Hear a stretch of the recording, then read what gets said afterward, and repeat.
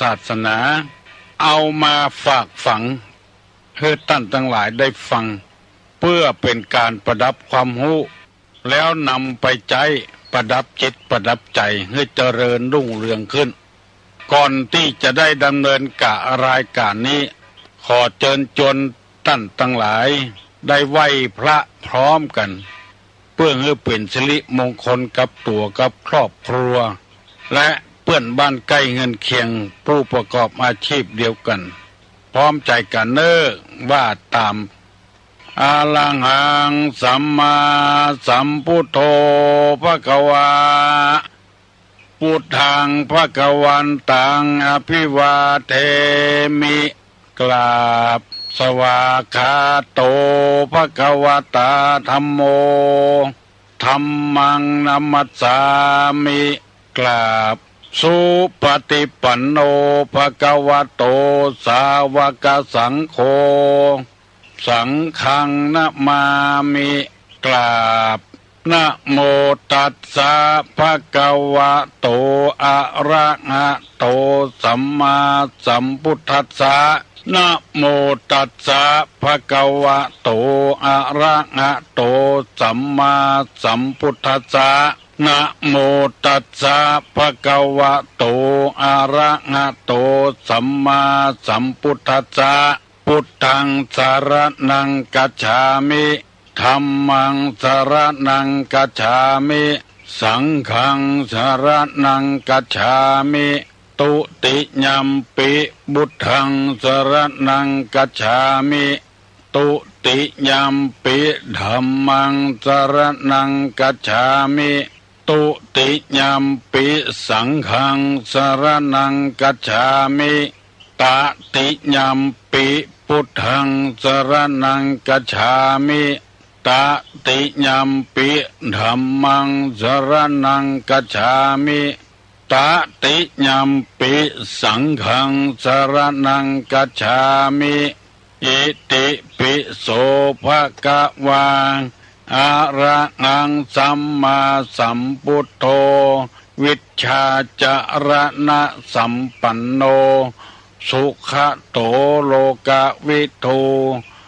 อนุตตโลปุริสะธรรมสาละเถสัทธาเตวะมนุษสานังพุทโธภควาติสวากขาโตภควตาธัมโมสันติติโกอากาลิโกเอหิปัสสิโกโอปนะยิโกปัจจัตตังเวทิตโพวินโยหิติสุปฏิปันโนภควโตสาวกสังโฆอุชุปฏิปันโนภควโตสาวกสังโฆญาญาปฏิปันโนภควโตสาวกสังโฆสามิจิปฏิปันโนภควโตสาวกสังโฆญะติตังจัตตาลิปุริสายุคานิอัฏฐปุริสาปุคลาเอสะภควโตสาวกสังโฆอาหุไนโยปาหุไนโยทักขิไนโยอัญจลิกาลนิโยอนุตตรังปุญญเขตังโลกัสสาติกราบหนึ่งกราบสองกราบสามได้ไหว้พระเจ้าพระธรรมพระสงฆ์เป็นสิริมงคลกับตัวแล้วท่านทั้งหลายจะได้ฟังน้ำธรรมคำสอนในทางพระพุทธศาสนาตุลุงจะได้นำมาเสนอถ้าอยู่ดีมีสุขบาดเจ็บบ่เป็นอย่างเพื่อให้ท่านทั้งหลายเข้าถึงธรรมไม่หลายคนเคยกล่าวเคยบอกให้ตุลุงว่าได้ความคิดใหม่ๆแปลกๆขึ้นมาเกี่ยวกับธรรมะการเผยแพร่ธรรมเพราะว่าคนเหล่านี้ต้องการความเป็นธรรมบอกว่าจะเป็นไผ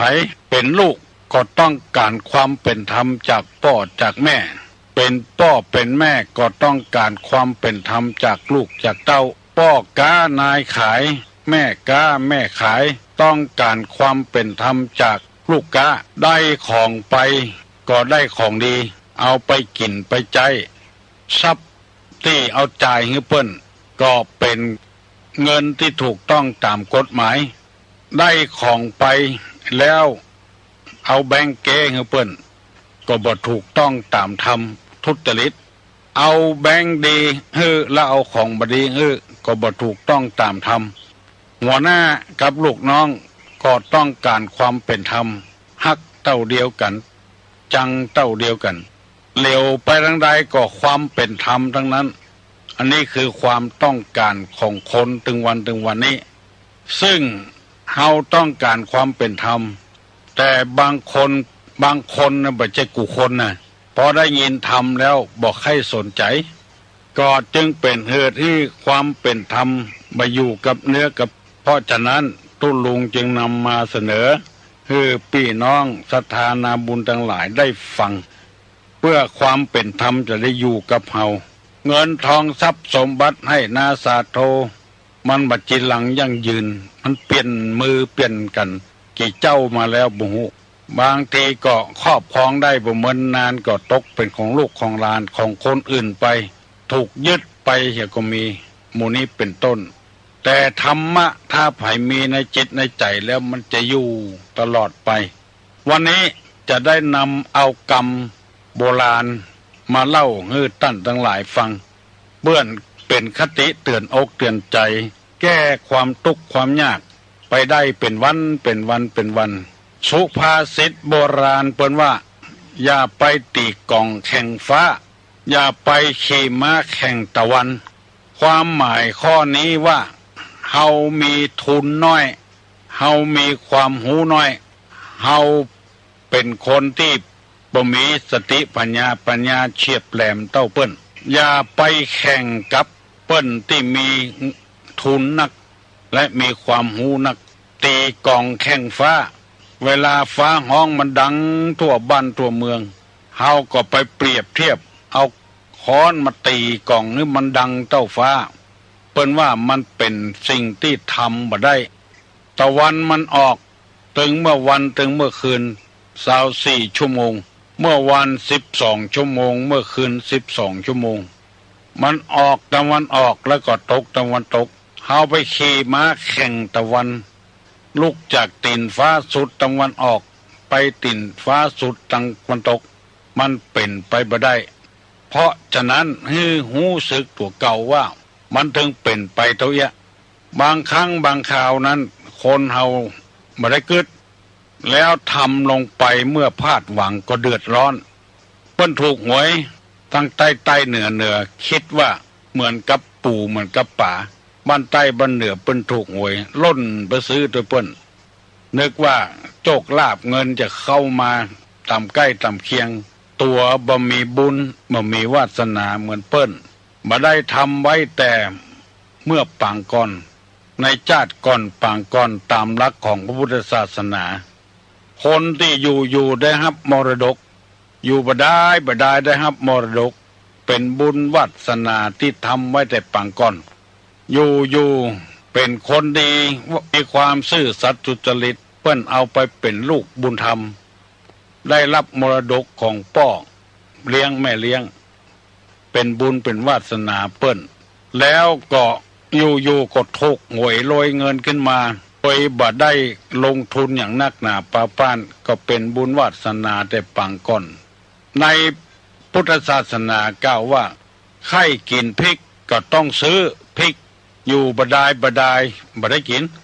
ใครกินพริกก็ต้องปลูกพริกอยู่บ่ได้บ่ได้กินใครกินเกลือก็ต้องแปลงนาเกลือใครกินเกลือก็ต้องซื้อเกลือใครได้ผ้ามานุ่งก็ต้องปั่นฝ้ายตอผ้าหยิบผ้าเอามานุ่งถ้าได้ผ้ามานุ่งก็ต้องซื้อมันต้องลงทุนกูอย่างต้องลงทุนเพราะฉะนั้นอย่าไปน้อยใจในบุญวาสนาตัวเองที่บ่ได้ทำมาแต่ปฏิตะปังก่อน อุปมาฉันใดเหมือนกับเอาไปแพะไปป่าคนใดห่อเข้าไปก็ได้กินคนใดบ่ห่อเข้าไปก็บ่ได้กินการทำบุญทำกุศลบุญวาสนาของคนเป็นเจ้าอี้ขอให้พี่น้องทั้งหลายได้เข้าใจเกี่ยวกับพระธรรมคำสอนละทำอย่างใดก็ได้ผลอย่างนั้นจะไปน้อยใจในวาสนาตัวเองจะไปแข่งขันกับเปิ้นมีรูปร่างดีงามเฮามันเป็นไปอย่างอี้ของเฮาอย่างอี้ก็พอใจในตัวของเฮามีภาษิตบทหนึ่งว่าความสุขอยู่ที่ความพอใจมีเท่าใดยังบ่พอใจเตื้อก็บ่มีความสุขของให้พอใจในการที่เฮาทำจะเกิดความสุขขึ้นเพราะความสุขเป็นสิ่งที่ทุกคนปรารถนาต้องการได้นำเอาสุภาษิตโบราณมากล่าวให้ท่านทั้งหลายได้ฟังเพื่อให้เป็นคติเตือนใจอย่าไปตีกล่องแข่งฟ้าจะไปขี่ม้าแข่งตะวันมาเดี๋ยวนี้จะได้นำเอาธรรมคำสอนในทางพุทธศาสนามาเสนอพี่น้องทั้งหลายฟังว่าโดยการระลึกถึงความตายโดยเปรียบเทียบกับผู้อื่นหมายความว่าคนเฮาอยู่บ่ได้ให้ตายเนี่ยเพราะเหตุว่าไปพ่อคนอื่นบ่พ่อตัวเก่าจึงให้ตายไปพ่อคนอื่นแล้วบ่พ่อตัวเก่าจึงให้ตายโดยวิธีต่างๆอย่างที่เฮาได้ยินน่ะผัวตายละได้2 ปีเพราะโรคร้ายมาเบียดเบียนเมียอยู่กับลูกคนเดียวอยู่ไปก็คิดว่าถ้าจะติดโรคร้ายกับผัวคิดสั้นเอาเชือกมามัดคอตัวเก่าตายในห้องน้ำละลูกไว้ลูก6 ขวบก็บ่ฮู้ว่าแม่ตายจนพ่อเหม็นถึงจะฮู้กินข้าวกับเจ้าบ้านเจ้าจองไปว่าแม่เข้าห้องน้ำได้หลายวันละอ่อนบ่ฮู้บ่เลี้ยงสาอย่างเตื้อเพราะฉะนั้นนึกถึงความตายโดยเปรียบเทียบกับผู้อื่นมันจะมีอยู่7 ข้อด้วยกัน1เปรียบกับผู้มียศถาบรรดาศักดิ์ใหญ่2เปรียบกับผู้มีบุญมาก3เปรียบกับผู้มีกำลังมาก4เปรียบกับผู้มีฤทธิ์มาก5เปรียบกับผู้มีปัญญามาก6เปรียบกับพระปัจเจกพุทธเจ้า7เปรียบกับพระสัมมาสัมพุทธเจ้าคือเอาชีวิตของเฮานั้นไปเปรียบเทียบกับผู้ที่มียศใหญ่ไฟสูงอย่างที่ว่านะฟ้าห้องมันดังและตีกองจะให้มันดังอย่างฟ้าเนี่ยเพราะฉะนั้นคนเฮาจึงให้ตายด้วยบ่เสี่ยงเขตเสี่ยงกำใจอ่อนต้อนตายบัดตันเปิ้นเลยคิดจะฆ่าตัวเก่านึกถึงความตายโดยไปเปรียบเทียบคนอื่นและใจอ่อนต้อนตายถึงหมดเนี่ยถึง7 ข้อเนี่ยเอาไปเปรียบเทียบกับเปิ้นจึงทำมือคนเฮานี่บ่มีความเพียรบ่มีความพยายามบัดเดี๋ยวนี้จะขอเมตตาเวลาอธิบายหัวข้อที่เล่ามา7 อย่างนั้น1เปรียบกับผู้มียศถาบรรดาศักดิ์ใหญ่ดังที่ได้กล่าวมาว่าเฮาต่ำต้อยหม่นหมองฟ้าทำไมจึงไม่ประทานให้คนเราเหมือนกันสิ่งศักดิ์สิทธิ์ทั้งหลายทำไมจึงอคติ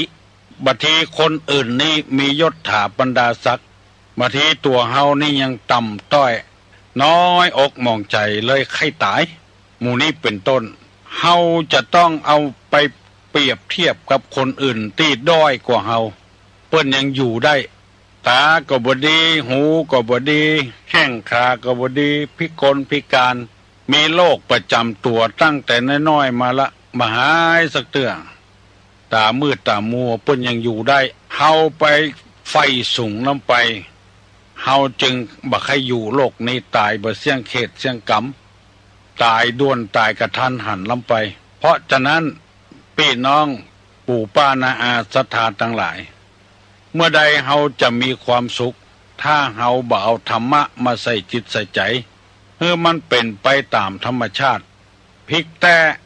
มันถึงหน่วยมกอันน่ะจะมันหน่วยใหญ่เหมือนพริกหยวกพริกธรรมดานี่ก็เป็นไปบ่ได้มะเขือแจ้เป็นหนาม มันเฮิน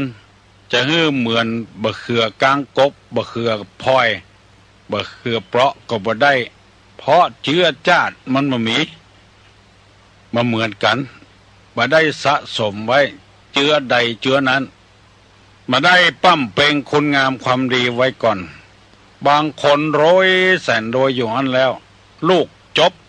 ปริญญามายังบัดตันจบเรื่องได้งานทำแถมแล้วบางคนทุกข์ยากอับจนจบปริญญามาเสาะหางานทำที่ไหนก็บ่ได้เลยเกิดเนื้อน้อยเนื้อต่ำใจอันนี้สมมุติง่ายๆเปิ้นเป็นตำรวจเขาก็เป็นตำรวจเปิ้นได้อยู่ดีกินดีเหลืองเฮานี้เดือนต่อเดือนพอหมดเงินเดือนหมดเดือนก็หมดเงินปลายยังบ่พอเป็นหนี้เป็นสินเป้ยตัวแถมเหมือนหอยติดเค็กลูกก็บ่ดีเมียก็บ่ดีมันน้อยเนื้อต่ำใจก็เลยคิดใจอ่อนต้อนตายนี่เป็นต้นทำข้อนี้ที่นำมาเสนอพี่น้องทั้งหลายเพื่อจะให้คนเฮาพยายามปรับปรุงตัวเก่าขึ้นดีขึ้นให้เจริญรุ่งเรืองขึ้นบ่ให้นำเนื้อน้อยเนื้อต่ำใจบ่คิดที่จะหนีจากกันบ่คิดที่จะฆ่าตัวเก่าบ่คิดที่จะทำลายชีวิตตัวเก่าเพราะเฮาเอาตัวเฮาไปเปรียบกับเปิ้นอันนี้เป็นข้อหนึ่งไปเปรียบกับผู้มียศถาบรรดาศักดิ์คิดการไก่ลำไปแล้วทำให้เสียชื่อเสียเสียงเสียผู้เสียคนข้อที่สองเปรียบกับผู้มีบุญมากเป็นตู้เจ้าก็ตามเป็นภัยก็ตามเปิ้นบวชเมื่อลุนเปิ้นได้ปั้มเป่งบุญญาบารมีมาก่อนเฮาบวชทีหลังสติปัญญาเฮาก็บ่เต้าเปิ้นความโหก็บ่เต้าเปิ้นตระกูลบุญบารมีก็บ่เต้าเปิ้นมีคนฮักคนหมคนมากินมาตานแล้วเกิดน้อยเนื้อต่ำใจขึ้นมาคิดอย่างใดอย่างหนึ่งบางทีเรื่องมีพ่องบ่มีพ่องเอาไปเล่าหมู่นี้เป็นต้นคิดในทางที่ผิดบุญไผ่บุญมันบารมีของไผ่ของมันที่ได้สะสมไว้แต่อดีตชาติคือชาติปางก่อนบางคนยังบ่ได้ศึกษาเล่าเรียนก็ปฏิเสธไปแล้วว่าชาติหน้าก็บ่มีชาตินี้ชาติหน้าก็บ่มีชาติแล้วก็บ่มีสมมติว่าคนตาบอดตายเกิดมาหน้าที่จะตาบอดคนปากแหว่งตายหน้าที่เกิดมาจะปากแหว่งหมู่นี้เป็นต้นคนซับน้ำมึกตายเกิดมาหน้าที่จะเป็นคนซับน้ำมึกเพราะฉะนั้นจึงปฏิเสธว่าบ่มีชาติแล้วบ่มีชาติหน้าตุลุงจึงเอาธรรมะนี้มาเสนอตึงวันเพื่อให้คลายจากมิจฉาทิฐิคือถือความผิดคนที่บ่มีชาตินี้บ่มีชาติหน้าเนี่ยบุคคลคนนั้นเปิ้นว่าบ่เจริญรุ่งเรืองเพราะว่าบ่มีตะวาบ่มีวันพุกมีเท่าใดกินหมดมีเท่าใดจ่ายหมดเล่นหัวเพลิดเพลินไปเป็นวันบ่นึกถึงไผสักคนถึงพ่อถึงแม่ถึงพี่ถึงน้องอันนี้เปิ้นฮ้องว่าเป็นคนบ่เจริญเหมือนน้ำในหม้อตักกินถึงวันก็หมดไปเหตุนั้นคนที่นึกถึงว่าชาติแล้วมีชาติหน้ามีเหมือนน้ำในบ่อตักเท่าใดมันก็ยังมีอยู่น้ำก็ออกมาอยู่นั่นก็คือคนมุ่งหน้าที่จะทำประโยชน์ทั้งส่วนตัวและส่วนรวมเป็นต้นขอพี่น้องเปลี่ยนความคิดทำไมถ้าบ่เปลี่ยนความคิดนี้ก็จะอยู่อย่างเก่านะอายุยืนเท่าใดก็อย่างเก่านะไม่เจริญรุ่งเรืองเท่าเปิ้นเพราะฉะนั้นจะไปเอาตัวไปเปรียบกับคนมีบุญหนักสักใหญ่เป็นข้อที่สองถ้าไปเปรียบแล้วเฮาจะน้อยเนื้อต่ำใจบ่ม่วนอกบ่ม่วนใจตามวิธีของภัยของมันสิ่งแวดล้อมในอย่างมีอิทธิพลมากทีเดียวบ้านใดถ้ามีการกล้าการขายขยันขันแข็งบ้านนั้นเปิ้นเฮียนแบบกันตุลุงเกยไปอู้คนหนึ่งบ้านไหนตำบลไหนก็บอกละภัยชื่ออย่างก็บอกละมันเป็นความจริงมันบอกว่าไปเอี่ยวหาสาวไปหลายบ้านหลายจองก็ บ่เปิงใจไผไปเปิงใจเจ้าบ้านนี้โอ้ถ้าหูอย่างอี้บ่มาเอามันเป็นยังไงมันแข่งกันโรยวะโบะหลัวก็โบะเมื่อค่ำบ่มุกมาเมื่อเจ้าดังไฟกาเนี่ยอย่างกาบ่ฮื้อไผได้ยินกลัวเปิ้นลูกตอยมันแข่งกันโรยนี่มันว่าขอโทษตุลุงว่ะไปกาดเมื่อเจ้านะเวลาปวดฉี่เนี่ยปวดเยี่ยวขึ้นมาเนี่ยบะย่างลงเตียวไปตอยฉี่ไปตอยกลัวบ่ตันถึงกาดคือความขยันถ้ามือเกิดขยันด้วยเปิ้นบ่ได้อยู่ดีกินดีตั้งแต่เอาเมียนี่ตุกเหลือเก่าอยู่เหลือกับปอกกับแม่แล้วมาโลนปุ่นป่ายมาก่องดีแต่นะบ่ใช่บ่ดีนะพออยู่พอกินนี่ตะไม่ใช่ว่าร่ำรวยเนี่ยอันนี้สิ่งแวดล้อมเปิ้นมันเปิ้นขยันกันก็ขยันด้วยเปิ้นแจ้งไปแจ้งเปิ้นก็ไปละโบะหลัวเปิ้นก็โบะมาค่ำเปิ้นบ่โละโบะมาเจ้าให้คนได้ยินตื่นก็ก้อยล้างหน้าล้างตาบัดเนี้ยเสียงดังกลัวคนอื่นตยอันเนี้ยตุกอกตุกใจเปรียบกับคนมีผู้มีบุญมาก3เปรียบกับผู้มีกำลังมากเอาชีวิตตัวเฮาเนี่ยไปเปรียบกับผู้มีกำลังมาก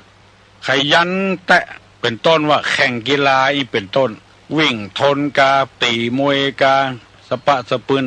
เปิ้นสะสมของเปิ้นกำลังของเปิ้นนักเฮาก็ไปเปรียบเทียบเมื่อบ่ได้ตามความเปิงใจก็ท้อถอยบ่ม่วนใจคิดจะทำลายตัวเก่าคิดสารพัดอย่างตะปะสะปืนเหมือนกับเรื่องที่ตุลุงนำมาเสนอตะกี้ว่ากลัวติดโรคกับคนอื่นกับผัวคิดฆ่าตัวตายเนี่ยอันนี้เอาไปเปรียบเทียบนักลำไปกรรมที่เคยอู้ฮือท่านทั้งหลายฟังว่าฮืออยู่ไปต่ำน้ำฮือทำไปต่ำตัวน้ำเพียงใดดอกบัวเพียงอันพระพุทธศาสนานี่เปรียบกับธรรมชาติเป็นอย่างใดก็เป็นไปอย่างอัน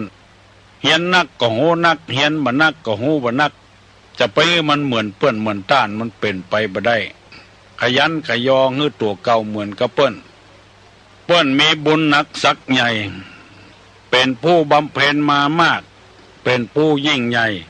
ได้สะสมบุญมามากมีกำลังมากเปิ้นก็ปฏิบัติตัวของเปิ้นก็มีศรัทธานิยมชมชอบสร้างหันสร้างนี่เปิ้นหันเปิ้นนุ่งผ้าจะได้ตัวก็นุ่งอย่างอันให้มันเหมือนกับเปิ้นสามันบ่เหมือนสักกรรมเพราะพฤติกรรมของตัวกับเปิ้นมันบ่เหมือนกันมาได้สะสมบุญมาแต่ปางก่อนอย่าไปเสียอกเสียใจโลกนี้บ่ใช่ของไผสักคนตายไปแล้วเขาก็บ่ได้เอาไปโตยมีให้นาซาโตมีทรัพย์สมบัติมีตึกรามบ้านช่องสูงเป็น10 ชั้น20 ชั้นบ่ใช่ของไผสักคนเป็นของสาธารณชนที่ดินที่เอาอยู่นี่ไผอยู่มาละกี่เจ้าบ่ฮู้กี่ล้านเจ้าบ่ฮู้เป็นพระราชวังเก่ามาบ่ฮู้เป็นประเหี้ยวเก่ามาก็บ่ฮู้เป็นอะไรอย่างบ่ฮู้เอามาอยู่มามุลุนแล้วถ้าเอาจากไปแถมคนอื่นก็มาอยู่แถมจะไปยึดมั่นถือมั่นอย่างนักหนาปาปั้นเนี่ยพระพุทธเจ้าว่าเป็นอนัตตาเป็นของไม่ใช่ตัวไม่ใช่ตนถ้ายึดนักลำไปมันก็เดือดร้อนนักลำไปข้อที่3เปรียบกับผู้มีกำลังมากข้อที่4เปรียบกับผู้ที่มีฤทธิ์มากฤทธีนะเหาะเหินเดินอากาศได้อย่างหมดเนี้ยเอาไปเปรียบกับเปิ้นว่าเปิ้นยังเป็นไปได้มีฤทธิ์มีเดชมีคาถาอาคมอย่างหมดเนี้ยกะมันบุญไผ่บุญมันบารมีของไผ่ของมันสะสมมาบ่เหมือนกันจะเอาดินธรรมดาไปเป็นเหล็กก็บ่ได้เพราะว่าแร่มันบ่ใช่แร่เหล็กแร่เหล็กก็มีแร่ตะกั่วก็มีแร่กรรมฐานก็มีเป็นของไผ่ของมันที่สะสมมักหมมไว้ตุลงได้นำมาเสนอให้พี่น้องทั้งหลายว่าอย่าไปเอาชีวิตของเราไปเปรียบเทียบกับคนมักใหญ่ไฟคนมั่งมีสีสุขเปรียบกับคนมียศศักดิ์มีบุญมากมีกำลังมากและมีฤทธิ์มากจะไปเปรียบถ้าไปเปรียบกับอย่างนั้นแล้วเราจะเกิดความทุกข์ไม่มีความสุขอยู่ตลอดเวลาละเวงเหหนสารพัดอย่างมันจะเกิดขึ้นกับจิตกับใจเราเพื่อพยายามทำตามหน้าที่มีเท่าใดก็ใจไปเท่าอันมีเท่าใดก็ปฏิบัติไปเท่าอันมีเท่าใดก็อยู่ไปอย่างอัน แล้วความสุขจะเกิดขึ้นที่ในหลวงเปิ้นว่าเศรษฐกิจเพียงพอเพียง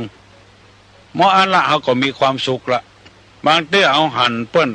ตุ้ยใครตุ้ยโดยเปิ้นเนี่ยมันใจว่ามันม่วนหนูตุ้ยนี่หันเปิ้นผอมใครผอมโดยเปิ้นมันใจมันม่วนน่ะมันตัวไปตัวมันปอไผ่ปอมันน่ะมันเกิดความสุขขึ้นมาทุกบานหวั่นใจการที่เอาชีวิตตัวเองไปเปรียบเปิ้นกับเปิ้นน่ะมันเกิดความทุกข์ขึ้นมาแล้วคิดจะฆ่าตัวเก่าทำลายตัวเก่าจะวิทย์ลงตึกพ่องจะกินยาตายแขวนคอตายสะปะสะปืนมันทำให้เกิดความทุกข์อยู่ไปเตอะในโลกนี้บัจแจ้ของไผฮิอาก้าขายมาเท่าใดก็กินไปละอันอยู่ไปอย่างอันพอละสิ่งสารสัตว์มันยังอยู่ได้ในโลกนี้งูเนี่ยมันก็มีหนังหุ้มนั้นมันมีข้าวเปลือกข้าวสารอย่างติดมันก็อยู่ได้การบรรยายธรรมยุติก่อนต่อไปนี้มีข่าวที่จะได้นำเสนอพี่น้องทั้งหลายถึงวันเนอะไผ่มีผ้ามีครัวที่ใจได้อยู่ แต่บัดใจละมันนักลำไปซักแล้วก็รีดเถี่ยเอาใส่กล่องมาไว้ที่วัดนี่เนอะไผ่ไปไผ่มาฝากมาแล้วตุลุงจะได้นำไปมอบที่เปิ้นบ่มีใจนะเฮาอยู่อย่างอี้นี่เฮาว่าเป็นอย่างอี้นะเปิ้นเหลือเฮาก่อนลองไปพอเด้ออื่นที่ใกล้บ้านใกล้เงินเคียงเขาเนี่ยพระพุทธศาสนานี่บ่ใช่ว่าจ้อยคนใดคนหนึ่งคนเดียวบ่ได้พระพุทธเจ้าว่าจ้อยถึงหมู่เนี่ยถึงโลกเนี่ยจะเป็นชาติใดศาสนาใดก็ตามจ้อยไปหมดจ้อยเหลือมนุษย์ชาติด้วยกันคือได้อยู่ในโลกนี้ด้วยกันเพราะว่าการจ้อยนักนี่มันดีมันนึกถึงว่าจะได้บุญได้กุญอย่างของให้จ้อยเด้อกำจัดกิเลสความหันแก่ตัวของเฮาคือมันได้เบาบางลงไปบ่คือกิเลสได้มาปกติดปกใจเหมือนกับสนิมกินเล็กนักเข้าก็เหลือก็สนิมเล็กบ่มีละกิเลสนักล้ำไปทำไม่อย่างเพื่อความสุขเป็นวันมานึกถึงความทุกข์ของคนอื่นดังที่เฮาหันถนนกูสายเมื่อวันมาหากินเมื่อคืนค่ำมาก็เปิดเครื่องตึ้งเพื่อนบ้านไกลเงินเคียงจะเดือดร้อนบ่หัวแล้วก็คนที่มาอุดหนุนก็จะเป็นคนดีบ่เข้าใจของได้เงินอย่างเดียวสนิมเกาะเข้าจนว่าเล็กบ่มีละเหลือก็สนิมดีใจเนอะปอกออกก็ดีไม่ออกก็ดีที่โทรศัพท์มาหาเกิดเพราะไฟสลายเพราะลมไอ้อย่างมันเกิดมาเพราะไฟแต่นะหายไปเพราะลมไผ่ตอบได้ดังตอบตู้ลุงมาหรอเกิดเพราะไฟสลายเพราะลมปัดมันไปเลยหายไปอ่ะมันเกิดมาเพราะไฟฮัลโหลจากราชการครับตุลุงครับได้โทรมาเมินนะครับเมินนะเนาะวิเวกครับวิเวกเนาะฟังเป็นวันนะครับเป็นหลายเดือนกันแล้วฟังเป็นวันครับฟังเป็นวันเก่าครับผมวิเวกเนาะครับวันไฟครับโอ้ควันไฟเนาะครับผมเกิดเพราะไฟสลายเพราะลมควันไฟเนาะครับผมโอ้ยินดีเนอะอยู่สบายดีเนาะสบายดีครับตุลุงครับฟังถึงวันที่คือสารจะไปแอร์นะครับมาเนอะครับผมชวนกันมาหลายเนอะครับโอ้ยินดีวิเวกตอบมาว่าเกิดเพราะไฟสลายเพราะลมคือควันไฟการนมัสการเจ้าตุลุงวัดดีเนอะเจ้าวิเวกมาแล้ววิเวกเนาะเจ้าจะตอบประธานวิเวกเนาะหายไปจันเมินได้วิเวกก็จะตอบเก่งตอบเก่งวิเวกเจ้าพูดก็ตอบได้แต่บัดตันวิเวกเจ้าอยู่หนองหอยเสาหินนะเจ้าเจ้าเก่านะเนาะเจ้าบัดใจปีนะอันนี้แหมโคนนี่นะเจ้าอันนี้เสียงใสเว้ยเจ้าเสียงม่วนขอบพระคุณตุลุงเจ้าฟังถึงวันกะฟังถึงวันเลยตุลุงเจ้าดีแต่จดไว้ตลอดเป็นปึ๊กแม่เจ้าโอ้ยจดไว้เนาะเจ้าสุจิปุริสุคือการฟังจิตนี่ก็จินตนาการกับนมัสการนะเจ้าตุลุงเจ้าเจริญเนอะเจ้ากับขอบพระคุณเจ้าปีใหม่นี่บอกไปเอวไหนคะยินดีเนอะมีแขนมีตัวหัวไม่มีคืออะไร สวัสดีเจ้าราชการตึ้งเจ้าอันเจ้าขอถามตึ้งว่าเป็นว่าเอาสตางค์ใส่บาทนี่มันเป็นอย่างไรเจ้าเอาสตางค์ใส่บาทเจ้าเวลาว่าเขาออกไปข้างนอกมันมาตามนะเขาก็เลยเอาสตางค์ใส่มันดีกว่าเจ้าสตางค์นี่เปิ้นว่าปัจจัยสี่หรอเจ้ามาเดียวเนี่ยเปิ้นว่าเป็นปัจจัยสี่จ้าปัจจัยนี่ก็ปัจจัยสี่นี่ก็มีหนึ่งเครื่องนุ่งห่มสองอาหารสามที่อยู่ที่อาศัยสี่ยารักษาโรคเพราะฉะนั้นการเอาสตางค์ใส่บาทนี้บ่เป็นอย่างเน้อมีหันมันเหมือนเลยนะเจ้าจะได้ยินจะเปิดวิทยุฟังนะเพิ่นว่าเอาสตางค์ใส่บาทนั้นมันเป็นบาปนะโยมบ่เป็นเป็นแล้วเจ้ามันเป็นปัจจัยสี่เขาว่ามันแทนได้หมดอ่ะแทนเข้าแทนผ้านุ่งแทนยารักษาโรคเพิ่นจะเอาไปซื้อเตื้อเพิ่นเจ็บเพิ่นป่วยอย่างเข้านี่ก็กุ้มก็เข้าอย่างเดียวอย่างผ้านี่ก็กุ้มก็นุ่งอย่างเดียวเอาสตางค์เขาใส่สุดแล้วแต่เจตนาของเขาเถอะเอาใส่เถอะก็เป็นอย่างบางราชการก็ลุงบุญรักษาเนอะวันดีมากมีปัญหาอย่างมาถามตุลุงดีมากฮัลโหลตอบปัญหาเจ้าตอบปัญหากะมีแขนมีตัวมีแขนบ่มีหัวเสื้อมันกระเจ้าโอ้เสื้อโอ้เก่งแท้น้อมีแขนมีตัวหัวบ่มีคือเสื้อถูกต้องแต่เฮ้ยแล้วก็จะถามว่ามีฟันมากมายแต่กินอะไรไม่ได้เขี้ยวนักบ่ได้แต่กินอย่างบ่ได้อย่าง0531210058มีเขี้ยวนักบ่ได้กินอย่างบ่ได้อย่างไปตอบได้ตอบมาเน้อกำเดียวจะ7:00 นแล้วไผมีปัญหายังมีข้อข้องใจยังจะถามตุลุงก็ถามมาเน้อเรื่องน้ำบ่อนั้นก็ขอยุติไว้ก่อนบัดถ้าไปคุยมันนะเอาล้อมหัวไว้ปล่อยมันมูลคนเดียวมันบัดถ้าไปยุ่งกับมันของเฮาบ่ฮู้บ่หันโบราณเปิ้นว่าแผ่หูตวนลอนพนมถมสมุดขุดธรณีคุยตุเจ้ามันคึดมันแปดเนื้อแปดตัวมะลูนบัดดีเปิ้นว่าอย่างนั้นฮัลโหลขอนมัสการเจ้าน้องพิมพ์น้องป๊อบเจ้าน้องป๊อบหวีมันกระเจ้าโอ้ถูกต้องแล้วมีกระเคี้ยวกินยังไม่ได้นะเจ้าถูกต้องแล้วน้องป๊อบเก่งเนาะเจ้าน้องก็มีแต่คนไงน้องของน้องคนเดียวเจ้าน้องของน้องป๊อบไม่นะเจ้ามีน้องคนเดียวเจ้าชื่ออย่างก็มันมีบ่มีกะน้องเป็นลูกคนเดียวเจ้าอันกะลูกทนเนาะดีละเก่งเนอะเจ้าขอบคุณยินดีกับกูคนเนอะให้ใครอู้กระจ่ากับตุลุงก็อู้จ่ามาเนอะอันตุลุงขอเอาเรื่องไม้กำออกห้องเหรอเสนอไม้กำไม่เสลียครับบางคนก็บอกเข้าใจว่าไม้กำมันมีอย่างใดเพิ่นจัดการอย่างใดนะครับใครตุลุงเอามาเสนอวันพุธปีใหม่ก็จะได้ตานกันนักไม้กำนะครับได้กันครับผมวันพุธกันเนาะครับเจริญพรไหว้สาเจริญพรยินดีเนอะได้มาอู้มาจ่ากับกันเป็นญาติธรรมนะญาติธรรมโมเป็นเปื้อนเป็นป้องเป็นอะไรอย่างกันฮัลโหลไว้สาเจ้าตะลุงจ้านั้นตะลุงที่ยมถามมันนะเจ้าที่ยมถามว่าหัวหน้าวงสุนทรภรนั่นน่ะใส่สูทสีอะไรนั่นนะที่เปิ้นตอบมันเหมือนถูกนะเจ้าสูตรอย่างก็เปิ้นตอบใส่สูตรสีอะไรเปิ้นตอบว่าอย่างไรก็เปิ้นตอบว่าสีครีมสีเนื้ออย่างงูนะเจ้าสีเนื้อเจ้าแต่มันเหมือนใจนะเจ้าใช่เหรอมันว่าสีไวโอลินสี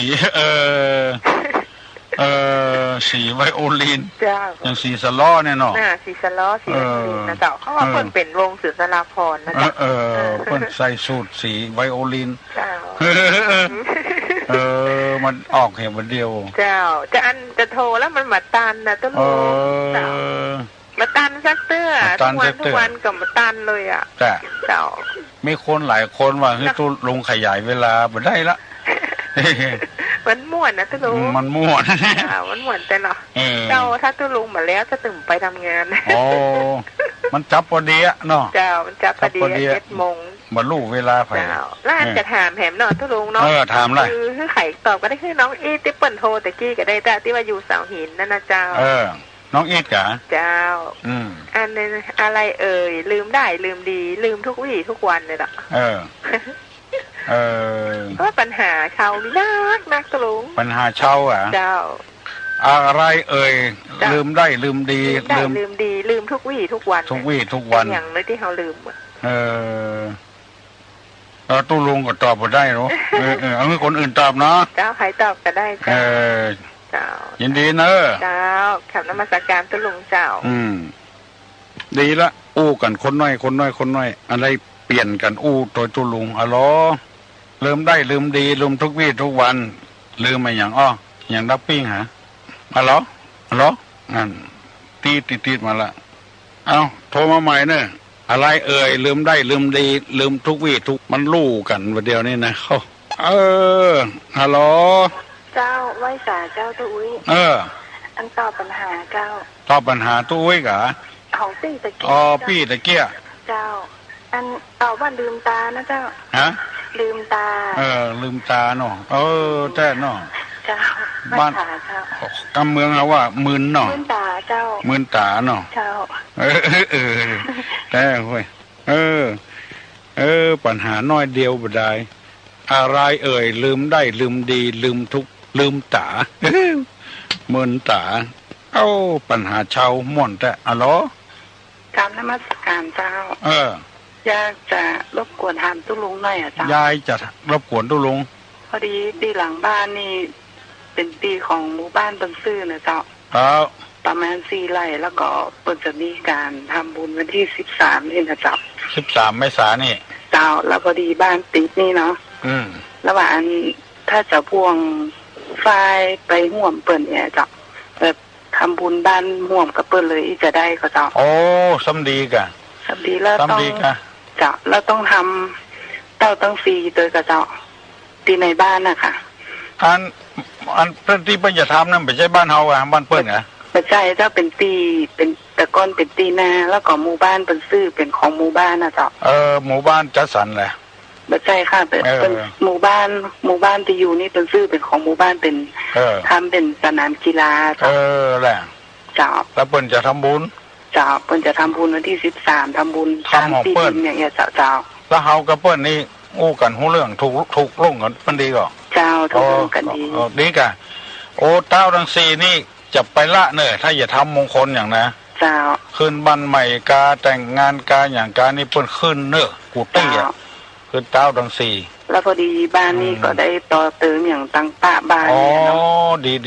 เจ้าว่าอันพอดีแต่ว่าแม่อุ้ยที่บ้านนี่เปิ้นแม่ก็บอกว่าอันเปิ้นจะทำนี่แล้วสู่เขายังมาเอาได้มาพ่วงไปต่อกับเปิ้นห้านเนี่ยค่ะแล้วก็ท่านนี่ก็ทำเต้าตั้ง4เนอะไปหาคนนานเปิ้นมาทำเนี่ยค่ะก็เลยว่าฟังตู้มาหลายเดือนเลยเนาะพอดีได้หลายปะก็ว่าลองถามโทรถามปรึกษาตู้ก็ร้อยเจ้าปีใหม่นี้เปิ้นดึงคืนเต้าทั้ง4มดดอกกูบ้านกูจ้องเดือดจังหันอีปอบรรทำเนี่ยแ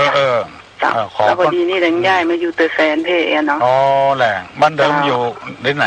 ป่าซางเพ่เจ้าอยู่บ้านเดิมอยู่ป่าซาง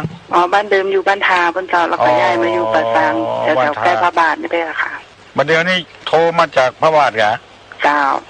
ไก่แท้ตอนตู้มาตีเสียซุปนี่ก็เคยไปเหมือนกันพอดีติดลูกน้อยก็เริ่มได้ไปหันสกรรมจะฟังตู้ตึงวันแหละจ้าเวลาตู้ไข่หัวจะมีความสุขเลยสบายใจกันเจ้าถ้ามาหาจะไปไข่หัวฟังวันค่ำแต่งได้นะตอนเอาต่อไปได้เนาะเจ้าได้กะของเป็นมงคลขึ้นเต้าทั้ง4อย่างเนอะเจ้าขอบคุณเจ้าสวัสดีเจ้าสวัสดีกราบนมัสการเจ้าอยู่แม่ริมเจ้าอยู่แม่ริมตะวันน่ะเนาะเจ้ายายเพิ่งให้อวยพรเธอตุลุงนั่นแหละเจ้าบอกแม่ยายมาเถอะฮัลโหล ตัวลุงเจ้าอันที่ปันตอบตะกี้ถูกกับเจ้าอะไรอย่างอ่ะที่ลืมแต่ทุกวีทุกวันอ่ะยินดีกับน้องปนนักๆนะเจ้าลืมได้ลืมดีเนาะเจ้าลืมทุกวีทุกวันนะเจ้าเจ้าเก่งได้คนมาเดียวเป็นเก่งกว่าคนละอันมาเดียวมันเก่งเนาะคำเมืองเขาว่ามื่นเนี่ยจ้ะเจ้าได้จะถามใหม่เนาะเขาก็ถามมันผูกเนาะเจ้าวันนี้มันหมดเวลาแล้วเจ้าหมดเวลาแล้วเจ้าวันดีขอยินดีกับปิป้านะอากูคนเอ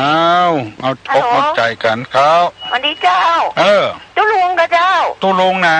อันเปิ้นไปจะไปตามตู้ลุงอยู่วัดไหนเจ้าโสภนารามอยู่เหนือโรงพยาบาลตู้ลุงอยู่วัดกับเจ้าว่างวันไหนวันนี้ว่างนี่วันนี้ว่างกับเจ้าโทรมาจากสังกำแพงนะเจ้าสังกำแพงบุญค่ะเนี่ยเปิ้ลบอกว่าเปิ้ลจะไปตามหาที่ตุลุงนะเจ้า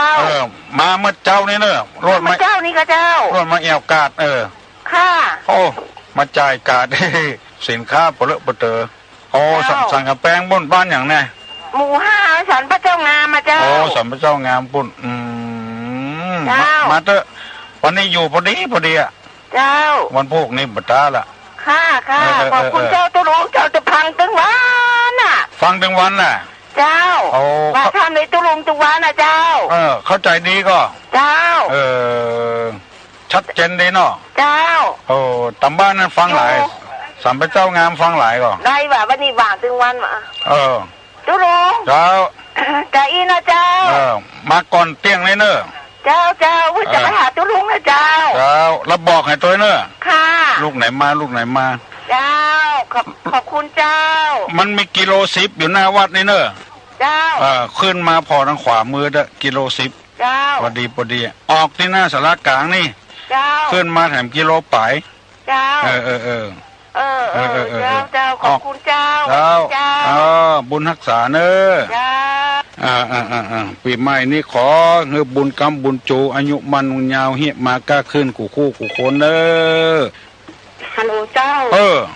ตุลุงเจ้าวันนี้เจ้าจะไปตามหาเข้าตุลุงอยู่กับเจ้าอยู่กันอยู่กี่โมงหมอฮู้น้องตลอดวันค่ะเจ้าตลอดวันอ่ะต้านกับเข้ากับต้านมาเจ้าเนี่ยกะก่อนเที่ยงเนี่ยกะเนาะเจ้า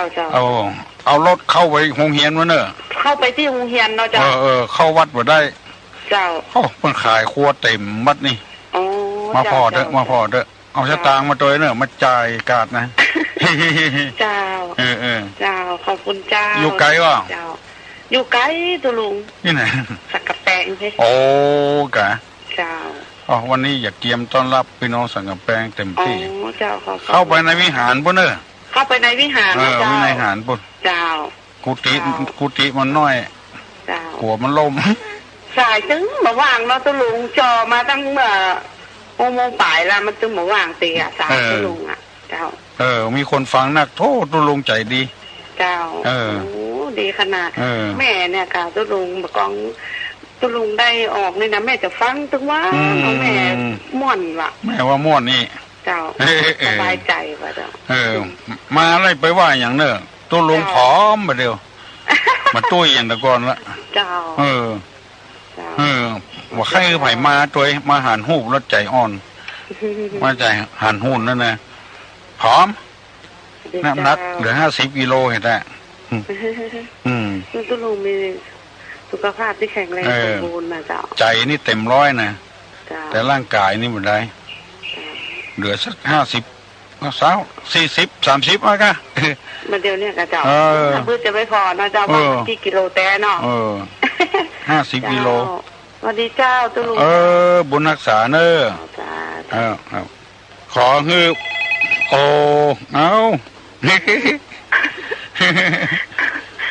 อให้หวยกันเถอะอันโทรแต่เจ้าแล้วพนันล็อกเบอร์ไว้นะตุลุงบัตรตันเปิ้ลบัตรตันพันพอมาสุดท้ายละตุลุงเจ้ากาดนี่มันจะมีน้ำผึ้งขายก็ฮะมีฮะกาดตุลุงนะเจ้ามีน้องประกาศน้ำผึ้งไปเดี๋ยวจะเอามาทำยาน้ำมันน้องมดละน้ำมันก็มีตัวเต้งมันก็มี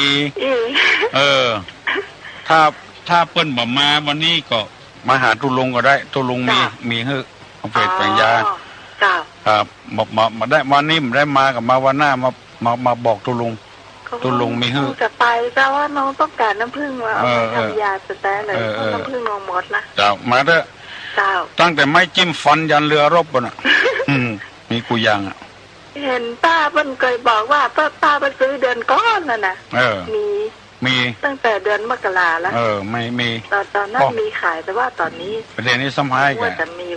น้ำผึ้งเดือน5โอ้ยามมันแต้กันยามแต่เนาะถ้าจะมีเนาะ